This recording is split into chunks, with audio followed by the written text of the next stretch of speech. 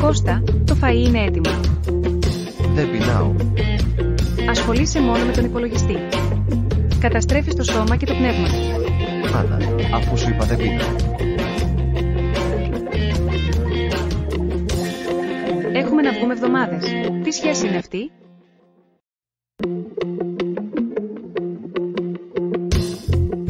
Αν δεν βγούμε και σήμερα, χωρίζουμε.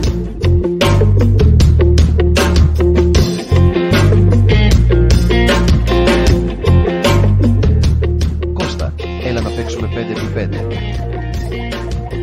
Δεν μπορώ, Νίκο. Είμαι πτώμα. Από τι, αφού έχουμε διακοπές Πάσχα. Γεια σας κύριε Δήμου. Είμαι ο πατέρας του Κώστα. Γεια σας. Δυστυχώς ο Κώστας έχει τεράστια πτώση. Τι συμβαίνει? Εργάζεται πολλές ώρες στον υπολογιστή. Γιατί τους βάζετε τόσες εργασίες? Δυστυχώς λέει ψέματα, φοβάμαι ότι έχει εθισμό στο διαδίκτυο. Πρέπει να μιλήσει με την ψυχολόγο του σχολείου.